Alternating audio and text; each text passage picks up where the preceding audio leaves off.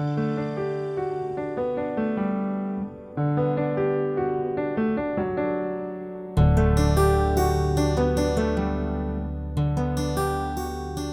ശാന്തി.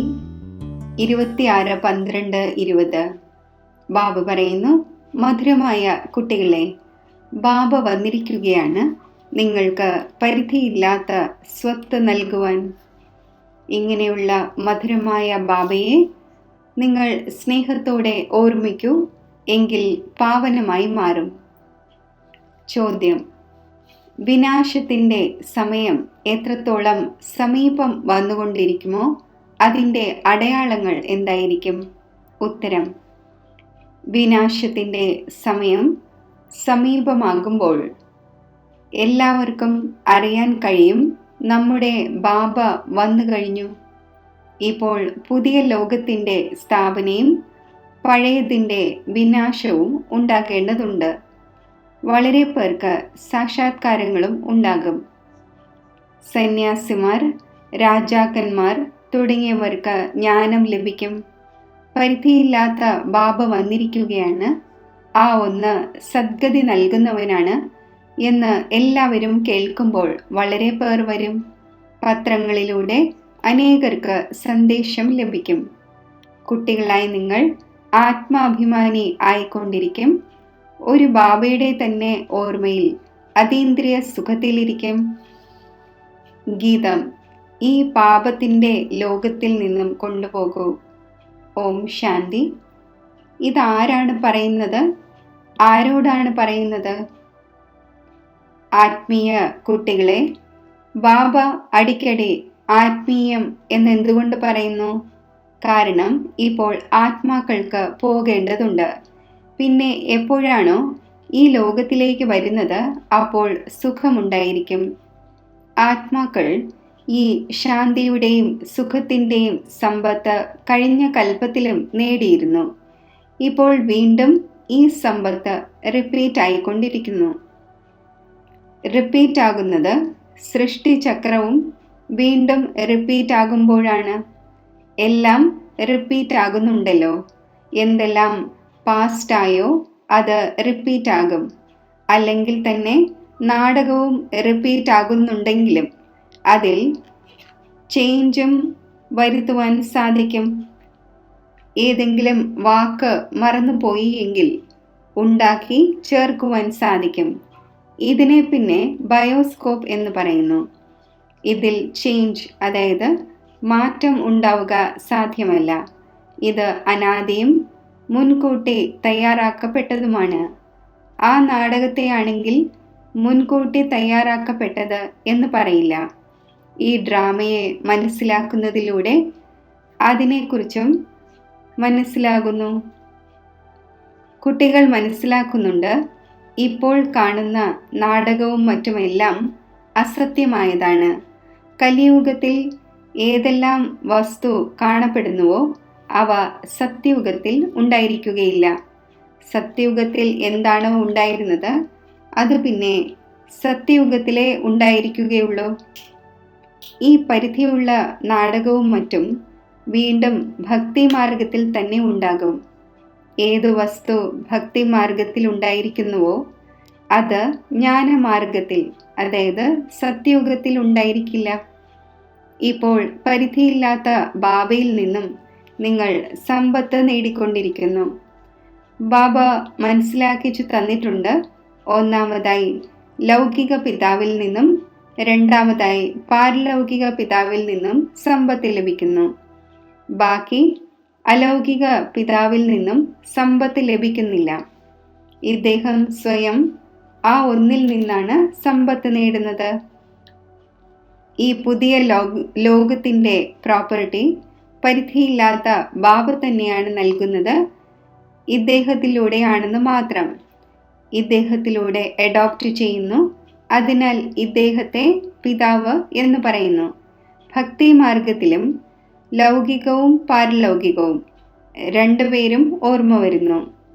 ഇദ്ദേഹത്തിൻ്റെ, അതായത് അലൗകികത്തിൻ്റെ ഓർമ്മ വരുന്നില്ല. കാരണം ഇദ്ദേഹത്തിലൂടെ സമ്പത്തൊന്നും ലഭിക്കുന്നതേയില്ല. പിതാവ് എന്ന വാക്ക് തീർച്ചയായും ഉണ്ട്. എന്നാൽ ഈ ബ്രഹ്മാവും രചനയാണല്ലോ. രചനയ്ക്ക് രചയിതാവിൽ നിന്നാണ് സമ്പത്ത് ലഭിക്കുന്നത്. നിങ്ങളെയും ശിവ് ബാബയാണ് ക്രിയേറ്റ് ചെയ്തിരിക്കുന്നത്.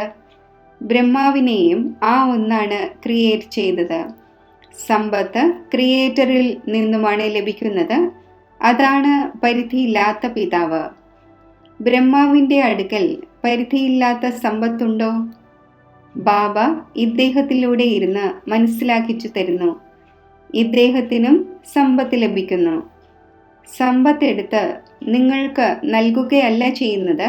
ബാബ പറയുന്നു, നിങ്ങൾ ഇദ്ദേഹത്തെയും ഓർമ്മിക്കേണ്ടതില്ല.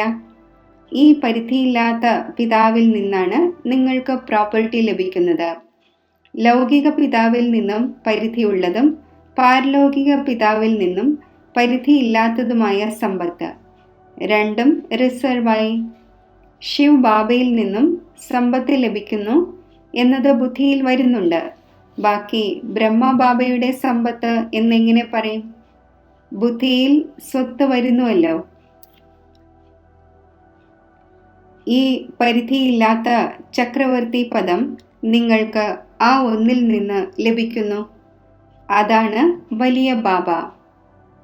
ഇദ്ദേഹം പറയുന്നു, എന്നെ ഓർമ്മിക്കേണ്ടതില്ല. എൻ്റേതായി പ്രോപ്പർട്ടി ഒന്നുമില്ല അത് നിങ്ങൾക്ക് ലഭിക്കുവാനായി. ആരിൽ നിന്നാണോ പ്രോപ്പർട്ടി ലഭിക്കേണ്ടത് ആ ഒന്നിനെ ഓർമ്മിക്കൂ. ആ ഒന്ന് പറയുന്നു, എന്നെ മാത്രം ഓർമ്മിക്കൂ. ലൗകിക പിതാവിൻ്റെയും പ്രോപ്പർട്ടിയുടെ മേൽ എത്ര വഴക്ക് നടക്കുന്നു. ഇവിടെയാണെങ്കിൽ വഴക്കിൻ്റെ കാര്യമില്ല. ബാബയെ ഓർമ്മിക്കുകയില്ല എങ്കിൽ ഓട്ടോമാറ്റിക്കലി പരിധിയില്ലാത്ത സമ്പത്തും ലഭിക്കുകയില്ല. ബാബ പറയുന്നു, സ്വയം ആത്മാവാണ് എന്ന് മനസ്സിലാക്കൂ. ഈ രഥത്തോടും പറയുന്നു, നിങ്ങൾ സ്വയം ആത്മാവാണ് എന്ന് മനസ്സിലാക്കി എന്നെ ഓർമ്മിക്കൂ. എങ്കിൽ വിശ്വത്തിൻ്റെ ചക്രവർത്തി പദവും ലഭിക്കും. ഇതിനെ പറയുന്നത് തന്നെ ഓർമ്മയുടെ യാത്ര എന്നാണ്. ദേഹത്തിൻ്റെ എല്ലാ സംബന്ധങ്ങളും ഉപേക്ഷിച്ച് സ്വയം അശരീരി ആത്മാവായി മനസ്സിലാക്കണം. ഇതിൽ തന്നെയാണ് പ്രയത്നമുള്ളത്. പഠനത്തിന് വേണ്ടി എന്തെങ്കിലും ഒരു പ്രയത്നം വേണ്ടതാണല്ലോ. ഈ ഓർമ്മയുടെ യാത്രയിലൂടെ നിങ്ങൾ പതീതത്തിൽ നിന്നും പാവനമാകുന്നു. ആ യാത്ര ചെയ്യുന്നത് ശരീരം കൊണ്ടാണ്. ഇതാണെങ്കിൽ ആത്മാവിൻ്റെ യാത്രയാണ്. നിങ്ങളുടെ ഈ യാത്ര പരംധാമിലേക്ക് പോകുന്നതിന് വേണ്ടിയുള്ളതാണ്. പരംധാമം അഥവാ മുക്തിധാമത്തിലേക്ക് ഈ പുരുഷാർത്ഥത്തിലൂടെ അല്ലാതെ ആർക്കും പോകുവാൻ സാധിക്കില്ല. ആരാണോ നല്ല രീതിയിൽ ഓർമ്മിക്കുന്നത് അവർക്ക് തന്നെയാണ് പോകുവാൻ സാധിക്കുന്നത്. പിന്നെ ഉയർന്ന പദവിയും അവർക്ക് നേടുവാൻ സാധിക്കും. എല്ലാവരും പോകും, പക്ഷേ അവരാണെങ്കിൽ പതീതമാണല്ലോ. അതിനാൽ വിളിക്കുന്നു. ആത്മാവാണ് ഓർമ്മിക്കുന്നത്. കഴിക്കുന്നതും കുടിക്കുന്നതും എല്ലാം ആത്മാവാണല്ലോ ചെയ്യുന്നത്. ഈ സമയം നിങ്ങൾക്ക് ദേഹി അഭിമാനി ആകേണ്ടതുണ്ട്. ഈ പ്രയത്നമുണ്ട്. പ്രയത്നമില്ലാതെ യാതൊന്നും ലഭിക്കുകയില്ല. അതും വളരെ സഹജമാണ്. പക്ഷേ മായയുടെ ഓപ്പോസിഷൻ ഉണ്ട്. ആരുടെയെങ്കിലും ഭാഗ്യം നല്ലതായിരിക്കുമെങ്കിൽ ഉടൻ ഇതിൽ മുഴുകുന്നു. ചിലർ വൈകിയും വരും. അഥവാ ബുദ്ധിയിൽ ശരിയായ രീതിയിൽ ഇരുന്നുവെങ്കിൽ പറയും, നമ്മൾ ഈ ആത്മീയ യാത്രയിൽ മുഴുകുകയാണ്. ഇങ്ങനെ തീവ്ര വേഗതയോടെ മുഴുകുകയാണെങ്കിൽ നല്ല രീതിയിൽ ഓടുവാൻ സാധിക്കും. വീട്ടിലിരിക്കുമ്പോഴും ബുദ്ധിയിൽ വരും, ഇത് വളരെ നല്ലതും ശരിയായതുമായ കാര്യമാണ്. ഞാൻ സ്വയം ആത്മാവാണ് എന്ന് മനസ്സിലാക്കി പതീത പാവനായ ബാബയെ ഓർമ്മിക്കുന്നു. ബാബയുടെ ആജ്ഞയനുസരിച്ച് നടക്കണം. അപ്പോൾ പാവനമാകുവാൻ സാധിക്കും. തീർച്ചയായും ആവുകയും ചെയ്യും. പുരുഷാർത്ഥത്തിൻ്റെ കാര്യമാണ്. വളരെ സഹജമാണ്. ഭക്തി മാർഗത്തിലാണെങ്കിൽ വളരെ ഡിഫിക്കൽട്ടാണ്. ഇവിടെ നിങ്ങളുടെ ബുദ്ധിയിലുണ്ട്, ഇപ്പോൾ നമുക്ക് തിരികെ പോകേണ്ടതുണ്ട് ബാബയുടെ അടുക്കിലേക്ക്. പിന്നെ ഇവിടെ വന്ന് വിഷ്ണുവിൻ്റെ മാലയിൽ കോർക്കപ്പെടണം. മാലയുടെ കണക്കെടുക്കട്ടെ. മാലയാണെങ്കിൽ ബ്രഹ്മാവിൻ്റേതുമുണ്ട്, വിഷ്ണുവിൻ്റേതുമുണ്ട്, രുദ്രൻ്റേതുമുണ്ട്. ആദ്യം പുതിയ സൃഷ്ടിയിലേത് ഇതാണല്ലോ. ബാക്കിയെല്ലാം പിന്നീടാണ് വരുന്നത്. നിങ്ങളുടെ ഉയർന്ന കുലം ഏതാണെന്ന് പറയും? നിങ്ങൾ പറയും വിഷ്ണുകുലം. നമ്മൾ യഥാർത്ഥത്തിൽ വിഷ്ണു കുലത്തിലേതായിരുന്നു, പിന്നെ ക്ഷത്രിയ കുലത്തിലേതായി, പിന്നീട് അതിൽ നിന്നും വംശാവലികൾ വരുന്നു. ഈ നോളജിലൂടെ നിങ്ങൾ മനസ്സിലാക്കുന്നു വംശാവലികൾ എങ്ങനെയാണ് ഉണ്ടാകുന്നത്. ആദ്യം രുദ്രൻ്റെ മാലയുണ്ടാകുന്നു. ഉയർന്നതിലും ഉയർന്ന വംശാവലിയാണ്. ബാബ മനസ്സിലാക്കിച്ചു തന്നു, ഇത് നിങ്ങളുടെ വളരെ ഉയർന്ന കുലമാണ്. മുഴുവൻ ലോകത്തിനും സന്ദേശം തീർച്ചയായും ലഭിക്കും എന്നതും മനസ്സിലാക്കുന്നുണ്ട്. ചിലർ പറയുന്നു ഭഗവാൻ തീർച്ചയായും എവിടെയോ വന്നിട്ടുണ്ട്, പക്ഷേ അറിയുവാൻ കഴിയുന്നില്ല. അവസാനം എല്ലാവർക്കും മനസ്സിലാകും. പത്രങ്ങളിൽ വന്നുകൊണ്ടിരിക്കും. ഇപ്പോഴാണെങ്കിൽ കുറച്ചാണ് ഇടുന്നത്. ഒരേ പത്രമാണ് എല്ലാവരും വായിക്കുന്നത് എന്നല്ല. ലൈബ്രറിയിൽ വായിക്കുവാൻ സാധിക്കും. ചിലർ 2-4 പത്രങ്ങളും വായിക്കുന്നു. ചിലർ തികച്ചും വായിക്കുന്നതേയില്ല. ബാബ വന്നിരിക്കുകയാണ് എന്ന് സർവരും അറിയുക തന്നെ വേണം. വിനാശത്തിൻ്റെ സമയം സമീപമാകുമ്പോൾ മനസ്സിലാകും. പുതിയ ലോകത്തിൻ്റെ സ്ഥാപനയും പഴയതിൻ്റെ വിനാശവും ഉണ്ടാകുന്നു. വളരെ പേർക്ക് സാക്ഷാത്കാരങ്ങളും ഉണ്ടാകും.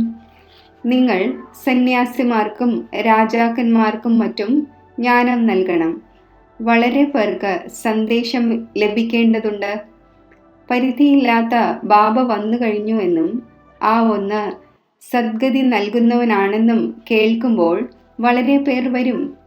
ഇപ്പോൾ പത്രത്തിൽ ഇത്രയും മനസ്സിനിണങ്ങിയ രീതിയിൽ നിയമാനുസൃതം വന്നിട്ടില്ല. ചിലർ വരും, അന്വേഷിക്കും. കുട്ടികൾ മനസ്സിലാക്കുന്നുണ്ട്, നമ്മൾ ശ്രീമത്തനുസരിച്ച് സത്യയുഗം സ്ഥാപിച്ചുകൊണ്ടിരിക്കുന്നു. ഇത് നിങ്ങളുടെ പുതിയ മിഷനാണ്. നിങ്ങൾ ഈശ്വരീയ മിഷനിലെ ഈശ്വരീയ ദീപങ്ങളാണ്. ഏതുപോലെ ക്രിസ്ത്യൻ മിഷൻ്റെ ക്രിസ്ത്യൻ ദീപങ്ങളാകുന്നു, നിങ്ങൾ ഈശ്വരീയ ദീപങ്ങളാണ്. അതിനാൽ അതീന്ദ്രിയ സുഖം എന്നത് ആത്മാഭിമാനിയായിരിക്കുന്ന ഗോപഗോപികമാരോട് ചോദിക്കൂ എന്ന് മഹിമയുണ്ട്. ഒരു ബാബയെ ഓർമ്മിക്കണം, രണ്ടാമത് ആരുമില്ല. ഈ രാജയോഗം ഒരു ബാബ തന്നെയാണ് പഠിപ്പിക്കുന്നത്. ആ ഒന്ന് തന്നെയാണ് ഗീതയുടെ ഭഗവാൻ. എല്ലാവർക്കും ബാബയുടെ ഈ ക്ഷണം അഥവാ സന്ദേശം നൽകണം. ബാക്കി എല്ലാ കാര്യങ്ങളും ജ്ഞാനത്തിൻ്റെ അലങ്കാരമാണ്. ഈ ചിത്രങ്ങളെല്ലാം തന്നെ ജ്ഞാനത്തിൻ്റെ അലങ്കാരമാണ്, ഭക്തിയുടേതല്ല. ഇത് ബാബ ഇരുന്ന് ഉണ്ടാക്കിച്ചതാണ്, മനുഷ്യർക്ക് മനസ്സിലാക്കിച്ചു കൊടുക്കുന്നതിനു വേണ്ടി. ഈ ചിത്രവും മറ്റും പ്രായേണ ലോപമാകും. ബാക്കി ഈ ജ്ഞാനം ആത്മാവിൽ അവശേഷിക്കുന്നു. ബാബയ്ക്കും ഈ ജ്ഞാനമുണ്ട്, ഡ്രാമയിൽ അടങ്ങിയിട്ടുണ്ട്. നിങ്ങളിപ്പോൾ ഭക്തിമാർഗം പാസ് ചെയ്ത്, അതായത് മറികടന്ന് ജ്ഞാനമാർഗത്തിലേക്ക് വന്നിരിക്കുന്നു. നിങ്ങൾക്കറിയാം, നമ്മുടെ ആത്മാവിൽ ഈ പാർട്ടുണ്ട്, അത് നടന്നുകൊണ്ടിരിക്കുന്നു. അടങ്ങിയിട്ടുണ്ടായിരുന്നു. അതിലൂടെ വീണ്ടും നമ്മൾ രാജയോഗം പഠിച്ചുകൊണ്ടിരിക്കുന്നു ബാബയിൽ നിന്നും. ബാബയ്ക്ക് തന്നെ വന്ന് ഈ നോളജ് തരണമായിരുന്നു. ആത്മാവിൽ അടങ്ങിയിട്ടുണ്ട്. അവിടെ എത്തിച്ചേരുമ്പോൾ പിന്നെ പുതിയ ലോകത്തിൻ്റെ പാർട്ട് റിപ്പീറ്റ് ആകും. തുടക്കം മുതൽ ആത്മാവിലുള്ള മുഴുവൻ റെക്കോർഡും ഈ സമയം നിങ്ങൾ മനസ്സിലാക്കി കഴിഞ്ഞു. പിന്നീട് ഇവയെല്ലാം സമാപ്തമാകും. ഭക്തിമാർഗത്തിലെ പാർട്ടും സമാപ്തമാകും. വീണ്ടും നിങ്ങളുടെ ഏതൊരു ആക്ട് സത്യയുഗത്തിൽ നടന്നിട്ടുണ്ടാകുമോ അത് തന്നെ നടക്കും. എന്ത് നടക്കും എന്നത് ബാബ പറയുന്നില്ല. എന്തെല്ലാം നടന്നിട്ടുണ്ടാകുമോ അത് തന്നെ നടക്കും. മനസ്സിലാക്കിച്ചു തരുന്നു, സത്യയുഗമാണ് പുതിയ ലോകം. തീർച്ചയായും അവിടെ എല്ലാം പുതിയതും സദോപ്രധാനവും വില കുറഞ്ഞതുമായിരിക്കും. എന്തെല്ലാം കഴിഞ്ഞ കൽപ്പത്തിൽ നടന്നിരുന്നുവോ അത് തന്നെ നടക്കും. കാണുന്നുമുണ്ട്, ഈ ലക്ഷ്മി നാരായണന് എത്ര സുഖമുണ്ടായിരിക്കുന്നു. വജ്രവൈഡൂര്യങ്ങൾ, ധനം വളരെയധികം ഉണ്ടായിരിക്കുന്നു. ധനമുണ്ടെങ്കിൽ സുഖവുമുണ്ട്.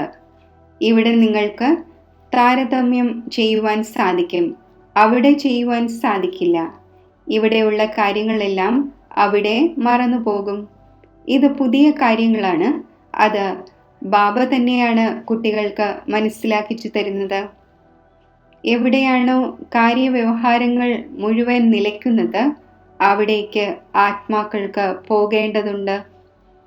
കണക്കുകൾ സമാപ്തമാകുന്നു, റെക്കോർഡ് പൂർത്തിയാകുന്നു. ഒരേ ഒരു റെക്കോർഡ് വളരെ വലുതാണ്. പിന്നെ പറയും, ആത്മാവ് ഇത്രയും വലുതാകേണ്ടതാണ് എന്ന്. പക്ഷേ അല്ല, ഇത്രയും ചെറിയ ആത്മാവിൽ 84 ജന്മങ്ങളുടെ പാർട്ടുണ്ട്. ആത്മാവും അവിനാശിയാണ്. ഇതിനെ കേവലം വണ്ടർ എന്ന് തന്നെ പറയും. ഇങ്ങനെയുള്ള ആശ്ചര്യകരമായ വസ്തു മറ്റൊന്നുണ്ടാവുകയില്ല.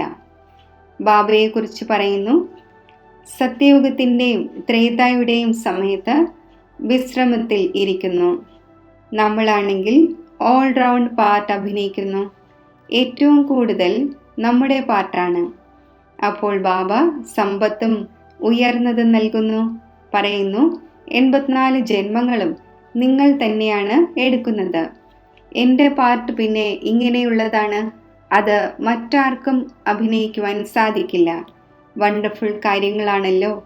ഇതും വണ്ടറാണ്. ആത്മാക്കളെ ബാബ ഇരുന്ന് മനസ്സിലാക്കിച്ചു തരുന്നു. ആത്മാവ് മെയിലോ ഫീമെയിലോ അല്ല. എപ്പോഴാണോ ശരീരം ധാരണ ചെയ്യുന്നത് അപ്പോഴാണ് മെയിൽ ഫീമെയിൽ എന്ന് പറയുന്നത്. ആത്മാക്കളെല്ലാം തന്നെ കുട്ടികളാണ്. അപ്പോൾ സഹോദരങ്ങളാകുന്നു. പരസ്പരം സഹോദരന്മാരാണ്. തീർച്ചയായും സമ്പത്ത് നേടുന്നതിന് വേണ്ടി. ആത്മാവ് ബാബയുടെ കുട്ടിയാണല്ലോ. സമ്പത്ത് നേടുന്നത് പിതാവിൽ നിന്നാണ്. അതിനാൽ മെയിൽ എന്ന് തന്നെ പറയും. എല്ലാ ആത്മാക്കൾക്കും ബാബയിൽ നിന്നും സമ്പത്ത് നേടുന്നതിൻ്റെ അവകാശമുണ്ട്. അതിനുവേണ്ടി ബാബയെ ഓർമ്മിക്കണം. സ്വയം ആത്മാവാണ് എന്ന് മനസ്സിലാക്കണം. നമ്മളെല്ലാം ബ്രദേഴ്സാണ്. ആത്മാവ് ആത്മാവ് തന്നെയാണ്. അതൊരിക്കലും മാറുന്നില്ല. പിന്നെ ശരീരമാണ് ചിലപ്പോൾ മെയിലിൻ്റെയും ചിലപ്പോൾ ഫീമെയിലിൻ്റെയും എടുക്കുന്നത്. ഇത് മനസ്സിലാക്കേണ്ടതായ വളരെ വ്യത്യസ്തങ്ങളായ കാര്യങ്ങളാണ്. മറ്റാർക്കും തന്നെ കേൾപ്പിക്കുവാൻ സാധിക്കില്ല. ബാബയിൽ നിന്നോ അല്ലെങ്കിൽ കുട്ടികളായ നിങ്ങളിൽ നിന്നോ മാത്രമേ കേൾക്കുവാൻ സാധിക്കൂ. ബാബ കുട്ടികളായ നിങ്ങളോട് തന്നെയാണ് സംസാരിക്കുന്നത്. മുൻപാണെങ്കിൽ എല്ലാവരുമായി കൂടിക്കാഴ്ച നടത്തിയിരുന്നു. എല്ലാവരോടും സംസാരിക്കുമായിരുന്നു. ഇപ്പോൾ സംസാരിച്ച് ഒടുവിൽ ആരോടും സംസാരിക്കുകയേയില്ല. സൺ ഷോസ് ഫാദർ എന്നാണല്ലോ.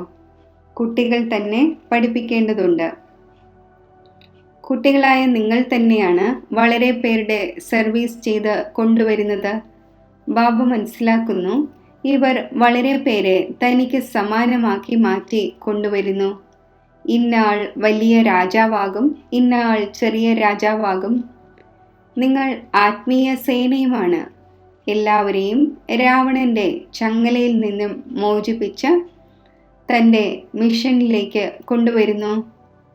ആര് എത്ര സർവീസ് ചെയ്യുമോ അത്രയും ഫലം ലഭിക്കുന്നു. ആര് കൂടുതൽ ഭക്തി ചെയ്തിട്ടുണ്ടോ അവർ തന്നെ കൂടുതൽ സമർത്ഥരാകുന്നു, സമ്പത്ത് നേടിയെടുക്കുകയും ചെയ്യുന്നു. ഇത് പഠനമാണ്. നല്ല രീതിയിൽ പഠിച്ചില്ലെങ്കിൽ ഫെയിലായി പോകും. പഠനം വളരെ സഹജമാണ്. മനസ്സിലാക്കുന്നതും മനസ്സിലാക്കിച്ചു കൊടുക്കുന്നതും സഹജമാണ്. ഡിഫിക്കൽറ്റിയുടെ കാര്യമില്ല. എന്നാൽ രാജധാനി സ്ഥാപിതമാകേണ്ടതുണ്ട്. അതിൽ എല്ലാവരും വേണമല്ലോ. പുരുഷാർത്ഥം ചെയ്യേണ്ടതുണ്ട്. അതിൽ നമ്മൾ ഉയർന്ന പദവി നേടണം. മൃത്യുലോകത്തിൽ നിന്നും ട്രാൻസ്ഫറായി അമരലോകത്തിലേക്ക് പോകേണ്ടതുണ്ട്. എത്രത്തോളം പഠിക്കുമോ അത്രയും അമരപുരിയിൽ ഉയർന്ന പദവി നേടും. ബാബയെ സ്നേഹിക്കുകയും ചെയ്യേണ്ടതുണ്ട്. കാരണം ഇത് വളരെയധികം പ്രിയത്തിലും പ്രിയമായ വസ്തുവാണ്. സ്നേഹത്തിൻ്റെ സാഗരവുമാണ്. ഏകരസ സ്നേഹമുണ്ടാവുക സാധ്യമല്ല. ചിലർ ഓർമ്മിക്കുന്നു, ചിലർ ഓർമ്മിക്കുന്നില്ല. ആർക്കെങ്കിലും മനസ്സിലാക്കിച്ചു കൊടുക്കുന്നതിൻ്റെയും ലഹരി ഉണ്ടായിരിക്കുന്നുവല്ലോ. ഇത് വലിയ ടെംപ്റ്റേഷനാണ്. ആർക്കും പറഞ്ഞു കൊടുക്കണം, ഇത് യൂണിവേഴ്സിറ്റിയാണ്, ഇത് സ്പിരിച്വൽ പഠനമാണ്. ഇങ്ങനെയുള്ള ചിത്രങ്ങൾ ഒരു സ്കൂളിലും കാണിച്ചു കൊടുക്കപ്പെടുന്നില്ല. ദിനം പ്രതിദിനം കൂടുതൽ ചിത്രങ്ങൾ ഇറങ്ങിക്കൊണ്ടിരിക്കും. അത് കാണുമ്പോൾ തന്നെ മനുഷ്യർ മനസ്സിലാക്കും, ഏണിപ്പടി വളരെ നല്ലതാണ്. എന്നാൽ ദേവതാധർമ്മത്തിലേതല്ല എങ്കിൽ അവർക്ക് മനസ്സിലാവുകയില്ല. ആരാണോ ഈ കുലത്തിലേതായിരിക്കുന്നത് അവർക്ക് അമ്പേൽക്കും. ആര് നമ്മുടെ ദേവതാധർമ്മത്തിലെ ഇലകളായിരിക്കുമോ അവർ തന്നെ വരും. നിങ്ങൾക്ക് ഫീലാകും, ഇവർ വളരെ താല്പര്യത്തോടെ കേട്ടുകൊണ്ടിരിക്കുകയാണ്. ചിലരാണെങ്കിൽ അങ്ങനെ തന്നെ പോയിക്കളയും. ദിനം പ്രതിദിനം പുതിയ പുതിയ കാര്യങ്ങളും കുട്ടികൾക്ക് മനസ്സിലാക്കിച്ചു തന്നുകൊണ്ടിരിക്കുന്നു. സർവീസിൻ്റെ വളരെ താല്പര്യം ആവശ്യമാണ്. ആര് സർവീസിൽ തൽപരരായിരിക്കുമോ അവർ ഹൃദയത്തിൽ കയറും, സിംഹാസനത്തിലും കയറും. മുന്നോട്ട് പോകവേ നിങ്ങൾക്ക് എല്ലാ സാക്ഷാത്കാരങ്ങളും ഉണ്ടായിക്കൊണ്ടിരിക്കും. ആ സന്തോഷത്തിൽ നിങ്ങളിരിക്കും. ലോകത്തിലാണെങ്കിൽ നിലവിളികൾ വളരെയധികം ഉണ്ടാകേണ്ടതുണ്ട്. രക്തത്തിൻ്റെ നദികളും ഒഴുകേണ്ടതുണ്ട്. സേവനം ചെയ്യുന്ന ധൈര്യശാലികളായവർ ഒരിക്കലും വിശന്നു മരിക്കില്ല. എന്നാൽ ഇവിടെയാകട്ടെ നിങ്ങൾക്ക് വനവാസത്തിൽ ഇരിക്കേണ്ടതുണ്ട്. സുഖവും അവിടെ ലഭിക്കും. കന്യകയെ വനവാസത്തിൽ ഇരുത്തുന്നുവല്ലോ. ഭർതൃഗ്രഹത്തിൽ പോയി വേണം നന്നായി വസ്ത്രമണിയുവാൻ. നിങ്ങളും ഭർതൃഗ്രഹത്തിലേക്ക് പോവുകയാണ്. അപ്പോൾ ആ ലഹരി ഉണ്ടായിരിക്കുന്നു. അതാകട്ടെ സുഖധാമം തന്നെയാണ്. ശരി, മധുരമധുരമായ സിഖിലതെ കുട്ടികൾക്ക് മാതാവും പിതാവുമായ ബാബ്ദാദയുടെ സ്നേഹസ്മരണകൾ. Good morning. ആത്മീയ അച്ഛൻ്റെ ആത്മീയ കുട്ടികൾക്ക് നമസ്തേ. ധാരണയ്ക്കുള്ള മുഖ്യസാരം: മാലയിൽ കോർക്കപ്പെടുന്നതിനായി ദേഹി അഭിമാനിയായി തീവ്ര വേഗതയോടെ ഓർമ്മയുടെ യാത്ര ചെയ്യണം. ബാബയുടെ ആജ്ഞയനുസരിച്ച് നടന്ന് പാവനമാകണം. ബാബയുടെ പരിചയം നൽകി വളരെ പേരെ തനിക്ക് സമാനമാക്കാനുള്ള സേവനം ചെയ്യണം. ഇവിടെ വനവാസത്തിലിരിക്കണം. അന്തിമ നിലവിളികളുടെ ദൃശ്യം കാണുന്നതിനായി മഹാവീരനാകണം. വരദാനം: ഓരോ കർമ്മത്തിലും ഫാദറിനെ ഫോളോ ചെയ്ത് സ്നേഹത്തിൻ്റെ റെസ്പോൺസ് നൽകുന്ന തീവ്ര പുരുഷാർത്ഥിയായി ഭവിക്കട്ടെ. ആരോട് സ്നേഹമുണ്ടായിരിക്കുമോ അവരെ ഓട്ടോമാറ്റിക്കലി ഫോളോ ചെയ്യേണ്ടതാണ്. സദാ ഓർമ്മയുണ്ടായിരിക്കട്ടെ, ഏതൊരു കർമ്മമാണോ ഈ ചെയ്തുകൊണ്ടിരിക്കുന്നത് ഇത് ഫോളോ ഫാദറാണോ?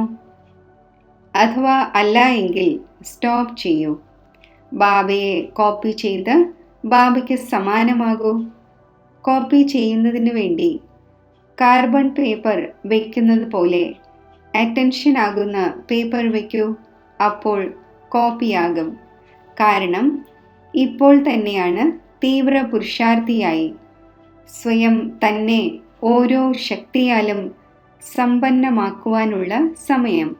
അഥവാ തന്നെ സമ്പന്നമാക്കുവാൻ സ്വയം സാധിക്കുന്നില്ല എങ്കിൽ സഹയോഗമെടുക്കൂ. ഇല്ലെങ്കിൽ മുന്നോട്ട് പോകവേ ടു ലേറ്റ് ആയി പോകും. സ്ലോഗൻ: സന്തുഷ്ടതയുടെ ഫലമാണ് പ്രസന്നത. പ്രസന്നചിത്തരാകുന്നതിലൂടെ പ്രശ്നം, അതായത് ചോദ്യം, സമാപ്തമാകുന്നു.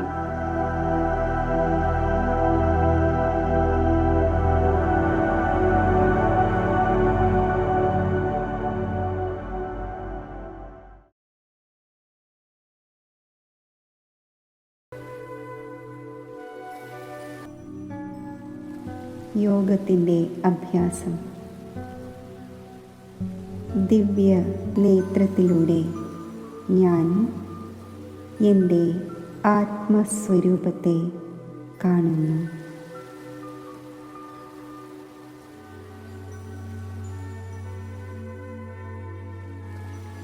മസ്തക മധ്യത്തിൽ തിളങ്ങുന്ന ആത്മജ്യോതിയിൽ എൻ്റെ മനസ്സിനെ ഏകാഗ്രമാക്കുന്നു. ആത്മബോധത്തിൽ ഞാൻ സ്ഥിതി ചെയ്യുന്നു.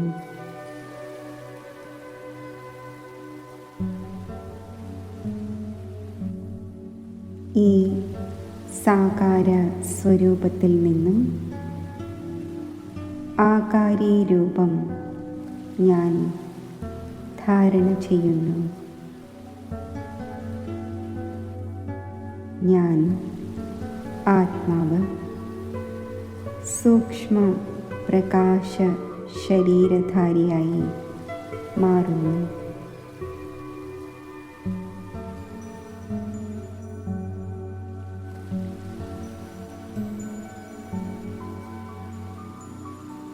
ഞാൻ ഡബിൾ ലൈറ്റ് ഫരിഷ്തയാണ്.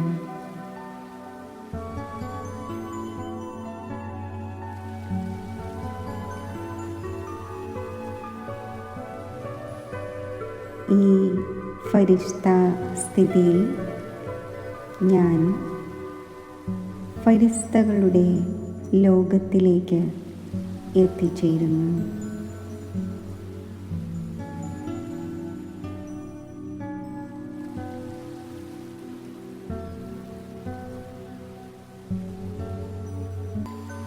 ഈ അവ്യക്ത ലോകത്തിൽ ബാപ്ദാദയുടെ മുന്നിലാണ് ഞാൻ.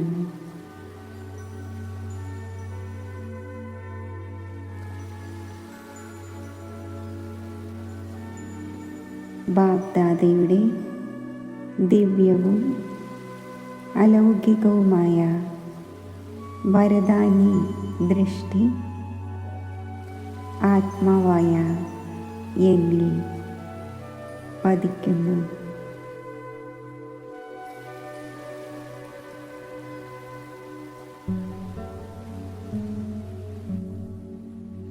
സദാ വിജയീ രത്നമായി ഭവിക്കട്ടെ എന്ന വരദാനം ബാപ്ദാദ എനിക്ക് നൽകുന്നു.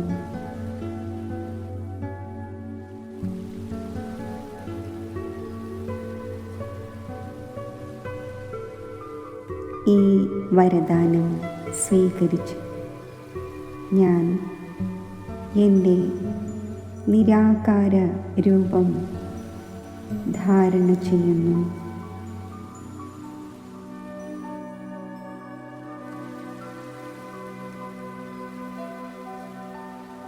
സ്വർണ്ണ ചുവപ്പ് പ്രകാശമയമായ ബ്രഹ്മലോകത്തിൽ ഞാൻ സ്ഥിതി ചെയ്യുന്നു.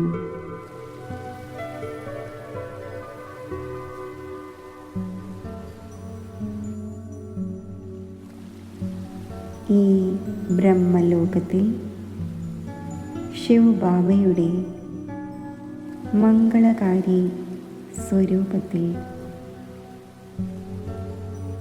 മനസ്സും ബുദ്ധിയും ഏകാഗ്രമാക്കുന്നു.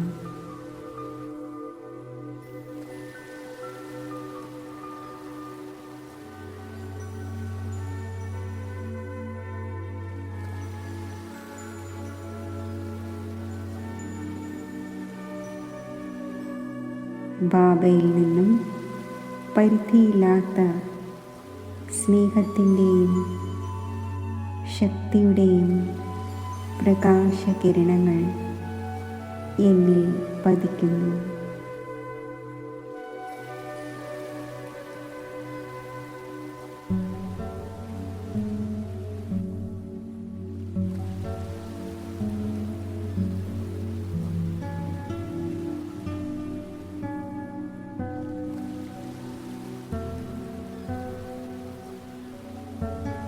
ഈ ദിവ്യവും അലൗകികവുമായ സ്നേഹവും ശക്തിയും ഞാൻ